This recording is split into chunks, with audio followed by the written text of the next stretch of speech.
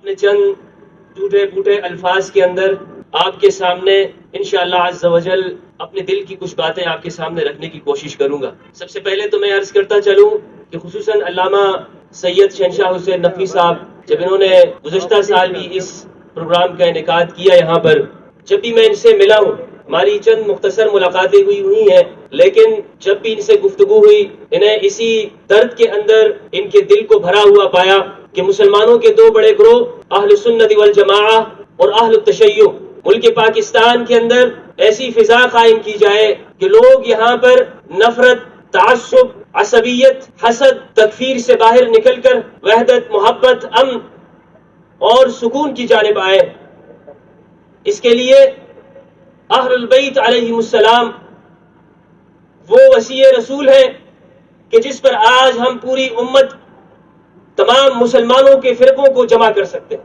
اب یہ پروگرام جب ہو جائے گا تو سوشل میڈیا کا زمانہ ہے، لوگ کہیں گے ہمدرد بھائی آپ شیعہ کی محفل میں چلے گئے، رافضیوں کے پاس چلے گئے، شیعوں کے پاس اسٹیج پہ آپ چلے گئے، مختلف پروپیگنڈے کرنے والے کرتے رہتے ہیں۔ لیکن یہاں پر میں علامہ صاحب کا ایک جملہ آپ کے سامنے پیش کرنا چاہتا ہوں کہ ہم بھی خود کو سنی کہتے ہیں، ایسا ہے یا نہیں ہے؟ آپ کو اس سے اختلاف ہے؟ اس جملے سے ایسا ہی تو ہم سب یہ سنیوں کا اجتماع ہے، میں یہ کہہ سکتا ہوں علامہ صاحب یہ سنی شیعوں کا اجتماع ہے، سنی شیعوں کا۔ یہ لفظ سنی شیعوں کا جو علامہ صاحب نے فرمایا بہت جامع لفظ ہے۔ بھائی وہ شخص شیعہ ہو سکتا ہی نہیں کہ جو سنی نہ ہو، اور وہ شخص سنی ہرگز نہیں ہو سکتا جو شیعہ نہ ہو۔ اب یہ زمانے کی خرابی ہے کہ علی کی محبت کو لوگ ایسی اینک لگا کے دیکھیں کہ جس میں صرف ان کے فرقے کا آدمی ہی فٹ ہو سکے۔ ابھی میرے ایک بھائی نے ایک جملہ شعر کے اندر ارشاد فرمایا تھا سیدنا عیسیٰ مسیح کے حوالے سے کہ وہ آخری علی کے ساتھ آئیں گے۔ اس جملے پر اگر غور کیا جائے تو یہ اہل البیت کے جو افراد ہیں یہ ایک دوسرے سے جدا نہیں ہے، یہ ایک دوسرے کے ساتھ ملے ہوئے ہیں۔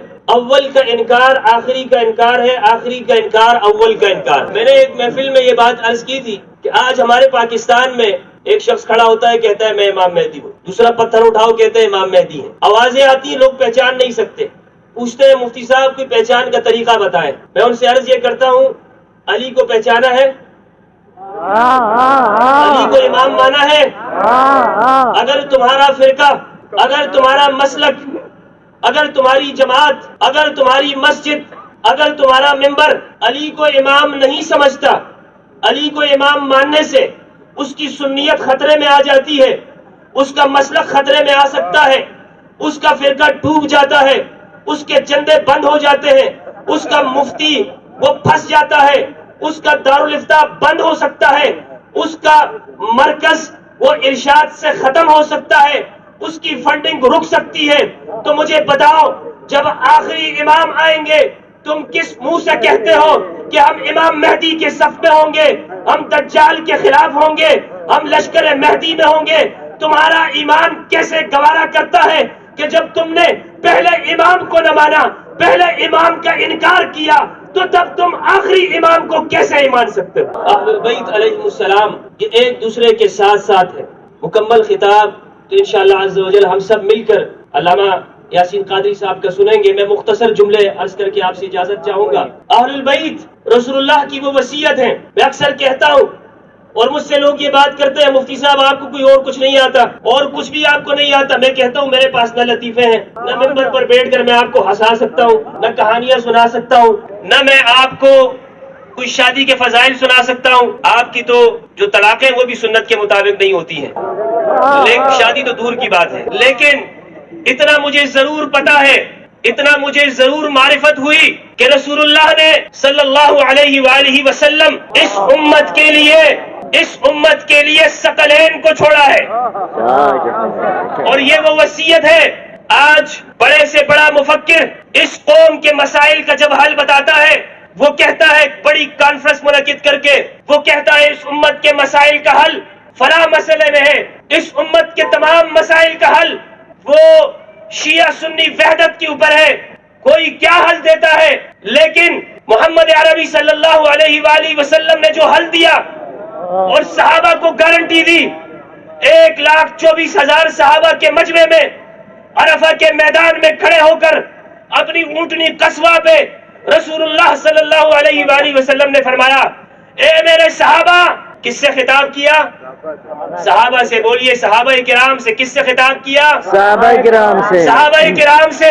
اس میں جلیل القدر صحابہ کرام ہیں، السابقون الاولون میں سے بھی ہیں، بیعت الرضوان کے بھی ہیں، بدر کے صحابہ بھی ہیں، احد کے صحابہ بھی ہیں، خندق کے صحابہ بھی ہیں، جلیل القدر صحابہ۔ تمہارا سب فضل اپنی جگہ پر، لیکن یاد رکھنا، میں تم میں کسی صحابی کو نہیں چھوڑ کے جا رہا، میں تم میں شیخین کو نہیں چھوڑ کے جا رہا، میں تم میں ختنین کو چھوڑ کے نہیں جا رہا، میں تم میں صرف اور صرف ثقلین کو چھوڑ کے جا رہا ہوں۔ جب تک تم اللہ کی کتاب کو تھام کے رکھو گے، میری عدرت کے پیچھے چلو گے، خدا کی قسم دنیا کا کوئی مسئلہ تمہارے سامنے دیوار نہیں بن سکتا۔ ہمیشہ تم سیدھے ٹریک پہ چلو گے، ہدایت پہ رہو گے۔ میرے صحابہ، ان دونوں کو مضبوطی کے ساتھ تھام کے رکھنا، ہمیشہ ہدایت پہ رہو۔ سنن ترمذی کی روایت ہے 3786، جابر بن عبداللہ فرماتے ہیں رضی اللہ عنہ، فرماتے ہیں میں نے عرفہ کے دن دیکھا رسول اللہ صلی اللہ علیہ وآلہ وسلم اپنی اونٹنی قصوہ پہ سوار ہے۔ آپ نے فرمایا میرے صحابہ کبھی گمراہ نہیں ہوگے، میرے صحابہ کبھی گمراہ نہیں ہوگے اگر قرآن اور اہل البیت کے ساتھ چلو۔ سبحان اللہ۔ قرآن اور اہل البیت، یہ وہ وصیت ہے میرے دوستو، زندہ کرنے کی ضرورت ہے، بیدار ہونے کی ضرورت ہے۔ اس وصیت کو لے کر، یہ شیعہ سنی کا مسئلہ ہی نہیں، یہ رسول اللہ کی وصیت کی بات ہے۔ اگر ہم مومن ہیں، اگر ہم اہل ایمان ہیں، قرآن پر یقین ہے، تو قرآن کے ساتھ ساتھ اہل البیت پر بھی یقین ہونا چاہیے، اہل البیت کی ذات کے اوپر بھی۔ آج جس عنوان سے یہ محفل منعقد ہے، سیدہ طیبہ طاہرہ صدیقہ بنت صدیق الاکبر، سیدہ بنت صدیقۃ الکبریٰ، سیدہ صدیقہ طاہرہ زوجۃ الصدیق الاکبر علیہ السلام، فداہ ابی و امی فاطمۃ الزہراء علیہ السلام۔ یہ وہ ہستی ہے، یہ وہ ذات ہے۔ رسول اللہ صلی اللہ علیہ وآلہ وسلم نے فرمایا، صحیح بخاری کی روایت ہے، باب مناقب اہل البیت ومناقب فاطمۃ الزہراء سلام اللہ علیہا۔ بخاری رحمہ اللہ نے 4 جگہ پر جب سیدہ کا ذکر کیا تو کہا علیہ السلام، علیہ السلام۔ امام بخاری رحمہ اللہ فرماتے علیہ السلام، علیہ السلام۔ لیکن اس دور کا ترجمہ کرنے والا شخص وہ کہتا ہے رضی اللہ عنہ۔ رضی اللہ عنہ کوئی غلط ٹائٹل نہیں ہے، لیکن امانت اور دیانت کے ساتھ ترجمے ہونے چاہیے۔ اگر بخاری نے کہا ہے علیہ السلام تو آپ پھر بخاری کے مقلد ہی بنو، اس سے آگے نہیں بنو۔ آپ بھی ترجمے میں کہو علیہ السلام، جناب وہ بخاری نے کہہ دیا ہے لیکن ہم رضی اللہ عنہ کہیں، تو پھر بخاری مسلم کو چھوڑ دو، اور ویسے بھی چھوڑا ہوا بخاری مسلم۔ فرمایا رسول اللہ صلی اللہ علیہ وآلہ وسلم نے فرمایا سیدۃ نساء اہل الجنہ، اور ان کی والدہ کے بارے میں فرمایا رسول اللہ صلی اللہ علیہ وآلہ وسلم نے سیدۃ نساء المؤمنین، اور بچوں کے بارے میں فرمایا سیدہ شباب اہل الجنہ، سیدہ شباب اہل الجنہ۔ یہ گھرانہ سید گھرانہ ہے، سردار گھرانہ ہے۔ ایک شخص کہتا ہے کہ امام حسن نے فلاں شخص کی بیعت کر لی، فلاں شامی کی بیعت کر لی، بخاری کی روایت اگر آ جائے تو یاد رکھیے گا تمام ذخیرہ احادیث کو دیکھ لیجئے، بڑی ذمہ داری کے ساتھ عرض کر رہا ہوں۔ رسول اللہ صلی اللہ علیہ وآلہ وسلم نے یہ ٹائٹل اہل البیت کو دیا ہے۔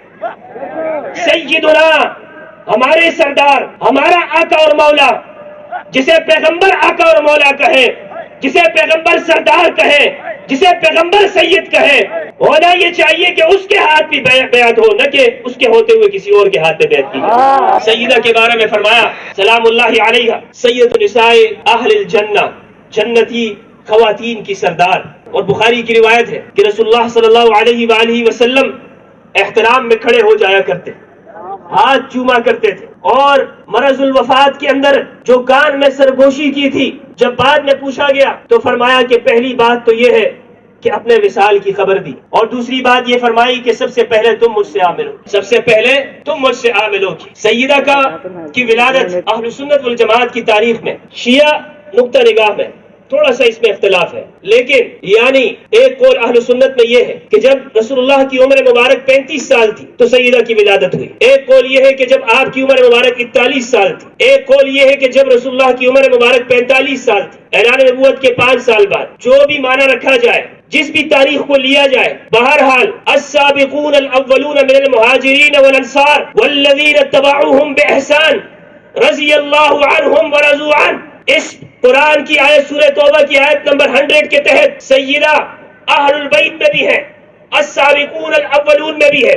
قرآن کی آیت کہتی ہے کہ سابقون اولون کی اتباع ہونی چاہیے، ان کی پیروی کی جانی چاہیے، ان سے دلیل کا مطالبہ نہیں ہوتا، ان کی پیروی ہوتی ہے، ان کے پیچھے چلا جاتا ہے، کیونکہ وہ نبوت کے گواہ ہے، وہ اہل البیت علیہ السلام، وہ اہل البیت علیہ السلام۔ ایک دوست نے مجھ سے پوچھا تھا، بلکہ اویس بھائی نہیں، ایک پروگرام کے اندر، کہ آپ بتائیے کہ افضل کون ہے؟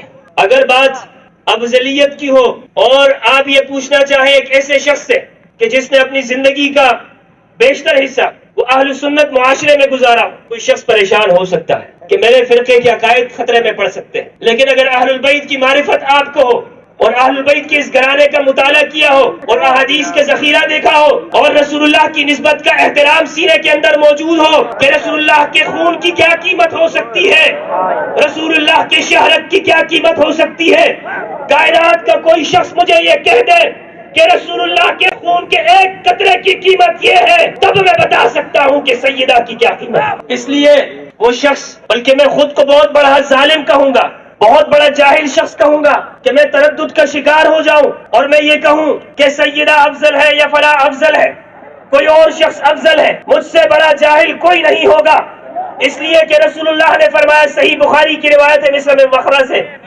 ابن مخرمہ سے فرماتے ہیں کہ رسول اللہ نے فرمایا، فاطمہ بدعۃ منی یریبنی ما ارابها یوزینی ما آزاها، فاطمہ میرے جسم کا ٹکڑا ہے، بدعۃ منی میرے جسم کا بدعہ ہے، میری شہرگ ہے، مجھے ایذا دیتی ہے وہ چیز جو انہیں ایذا دے دے، مجھے تکلیف میں ڈالتی ہے وہ بات جو انہیں تکلیف میں ڈال دے۔ ایک ناصبی کہتا ہے کہ آپ بات کرتے ہیں کہ فلاں فلاں سے ناراضگی ہوئی، بخاری کی روایت ہے 4240، جس نے مطالعہ کرنا ہو دیکھ لیجئے۔ وہ کہتا ہے کہ اسی طرح تو مولا علی سے بھی ناراضگی، مولا علی سے بھی ناراض ہوئی، کیونکہ مولا علی وہ ابو جہل کی بیٹی سے شادی کرنے کا ارادہ رکھتے تھے۔ انہوں نے روایتیں بنائی بنو امیہ کے زمانے میں، اموی فیکٹری کے اندر ایسے چال ساز قسم کے مولوی اور مفتی تیار کیے گئے جنہوں نے اس زمانے کے اندر اس طرح کی روایات گڑھی، جیسے آج کوئی مفتی یہ کہے کہ مجھے تو پتہ نہیں کہ یزید نے حکم دیا یا نہیں دیا،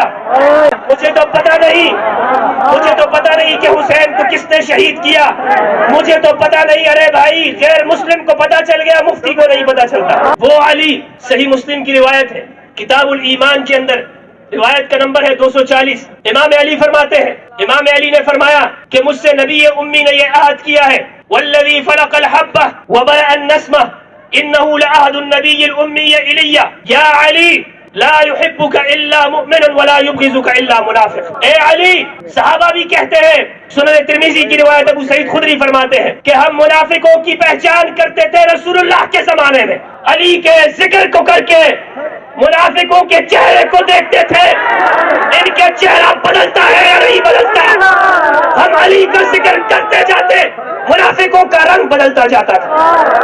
امام علی فرماتے ہیں، صحیح روایت ہے صحیح مسلم کی، اور مسلم کے راویوں کے اوپر جرح نہیں ہوتی کہ کوئی یہ کہے کہ اس کا راوی ضعیف ہے، اس کے اندر فلاں چیز ہے اور فلاں یہ فلاں کوفی تھا، فلاں شیعہ تھا، رافضی تھا، یہ مسلم کی روایت ہے۔